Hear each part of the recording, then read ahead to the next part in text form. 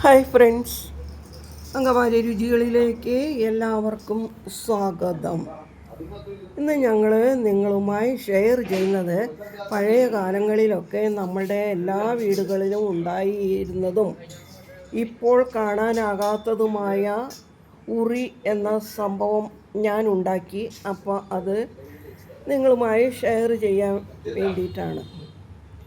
വീഡിയോയിലേക്ക് പോകുന്നതിന് മുമ്പായി ഈ ചാനൽ സബ്സ്ക്രൈബ് ചെയ്തിട്ടില്ലാത്തവർ ദയവായി സബ്സ്ക്രൈബ് ചെയ്യുക. കൂടെ താഴെ കാണുന്ന ബെല്ലൈക്കൺ കൂടി ക്ലിക്ക് ചെയ്ത് ഓൾ എന്ന ഓപ്ഷൻ കൂടി ടച്ച് ചെയ്താൽ ഞങ്ങളുടെ വീഡിയോസിൻ്റെ നോട്ടിഫിക്കേഷൻ നിങ്ങൾക്ക് അപ്പോൾ ലഭിക്കും. അതിനായിട്ട് ഞാൻ എടുത്തു വച്ചിരിക്കുന്നതാണ് ഇത്.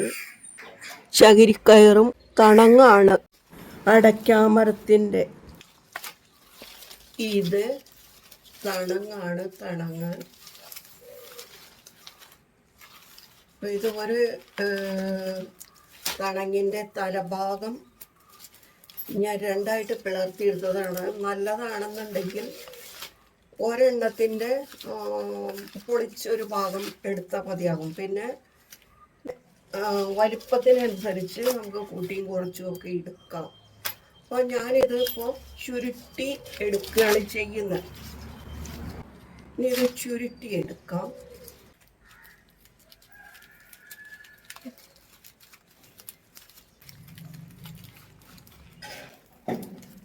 കയറ് ഒരു കെട്ടുകെട്ടുകയാണ്, അടുപ്പിച്ച് ഇത് ചുറ്റിയെടുക്കണം.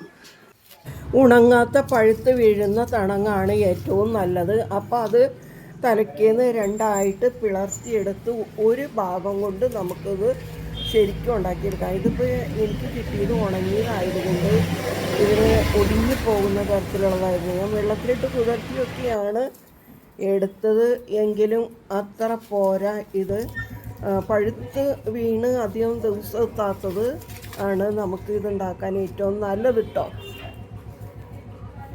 പഴയ കാലങ്ങളിലൊക്കെ പൂച്ച, എലി അങ്ങനെയുള്ള സാധനങ്ങളൊക്കെ കയറി കയറ് ചുറ്റി കഴിഞ്ഞു പാത്രത്തിൽ തലയിട്ട് തിന്നാതിരിക്കാൻ വേണ്ടിയിട്ടുള്ള മാർഗമാണ് നമ്മുടെ അമ്മച്ചിമാർ ഉണ്ടാക്കി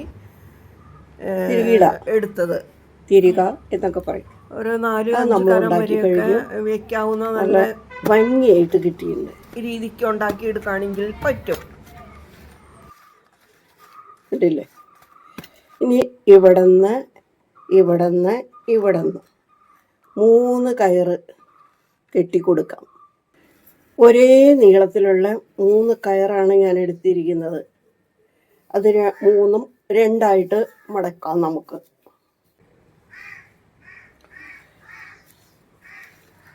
ഇങ്ങനെ വെച്ചിട്ട്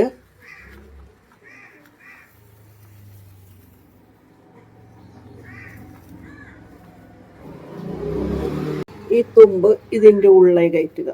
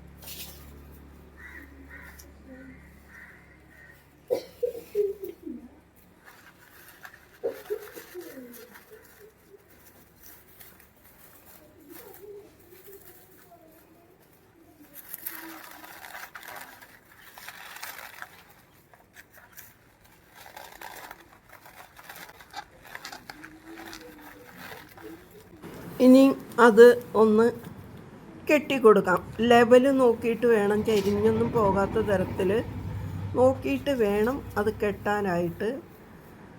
ഒരു വശം തൂങ്ങിക്കിടക്കാനായിട്ട് വരരുത്. അത് നോക്കിയിട്ട് നമുക്ക് ആ കയറോട് കൂട്ടി തന്നെ ഓരോ വള്ളിയും ഓരോ കയർ ഭാഗം നോക്കിയിട്ട് അടിയിൽ അകത്തി വെക്കണമെങ്കിൽ അകത്തി വെക്കാം. ഒരേ ലെവലിൽ കെട്ടണം.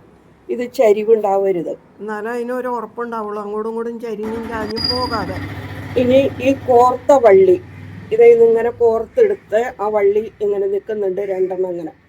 ഈ വശത്തൂടെ ഇതിനെ ബന്ധിച്ച് കെട്ടുക, മറ്റേതും അങ്ങനെ കെട്ടുക. ഇത് രണ്ടും, ഇത് ഈ വശത്തേക്ക് ഇത് ഈ വശത്തേക്കും കെട്ടുക.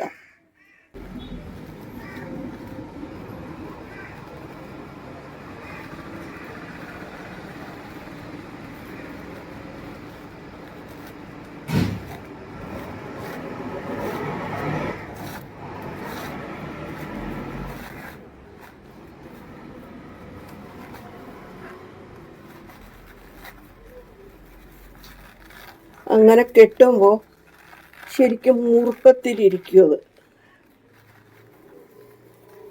ഒരു കെട്ട് ഞാൻ കെട്ടി. ഈ ഒരു കയറിനെ തന്നെ ആ ഓട്ടയക്കടയിട്ട് കെട്ടണമെന്നുള്ളൂ.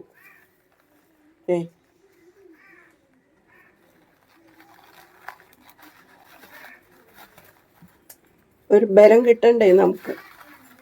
അപ്പോൾ ഒരു കെട്ടിൻ്റെ ഉള്ളിൽ നിന്നും ആയിരിക്കും ഈ രണ്ട് കയറും പോരുന്നത്. അങ്ങനെ മൂന്നും കെട്ടിയെടുക്കാം. ഈ കയറ് കെട്ടണം. അതുപോലെ ആ കയറ് ഈ കയറിൽ കെട്ടണം. അങ്ങനെ ഓരോന്നും കെട്ടിയെടുക്കാം. ഏകദേശം ഇവിടെ വെച്ച് 3 കെട്ടും വരാം. ഇതെവിടെ, അപ്പോഴേ ഇതിങ്ങനെ വിടുന്നിരിക്കത്തുള്ളൂ. ഇതിങ്ങനെ ആ കെട്ടവിടെ വരണം.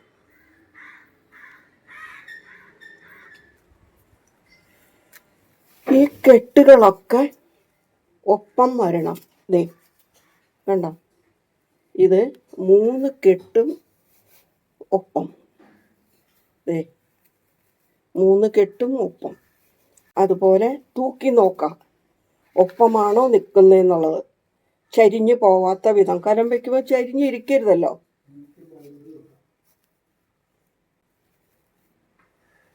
ഇനിയും ഒരു സ്റ്റെപ്പ് കൂടി ചെയ്യാണ്. ഈ കയറ് ഇതുപോലെ തന്നെ പിടിച്ച് അങ്ങോട്ടും ഇങ്ങോട്ടും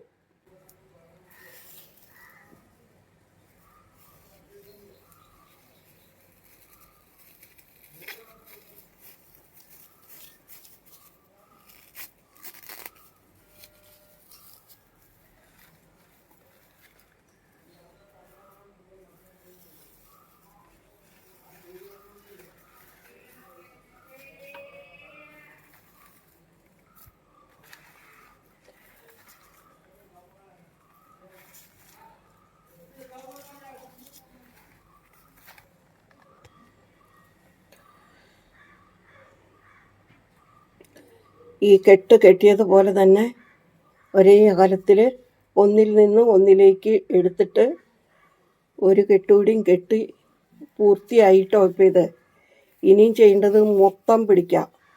മൊത്തം പിടിച്ചിട്ട് കെട്ടാം.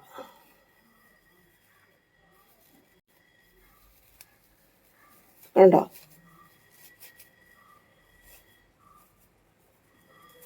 ഇത് മൊത്തം പിടിച്ച് കെട്ടി. ഇപ്പം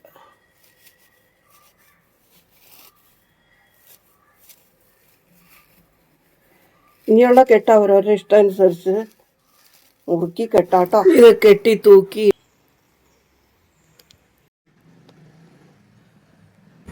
ഇതിൻ്റെ ഏറ്റവും മുകൾ ഭാഗത്ത് വട്ടത്തിലൊരു വളയം പോലെ ഒരു കയറ് നമുക്ക് വേണ്ടി വന്നാൽ ഊർത്തിങ്ങിടെ ഇറക്കി ഒരു ബലം വരുത്താൻ വേണ്ടിയിട്ടാണത്. അങ്ങനെ കെട്ടി മുകളിലിടാം. ആവശ്യം വരണ സമയത്ത് മാത്രം അത് ആ വളയം മാത്രമായിട്ടാണ് കെട്ടിയ മുകളിലേക്ക് ബന്ധിച്ചിടുന്നത്.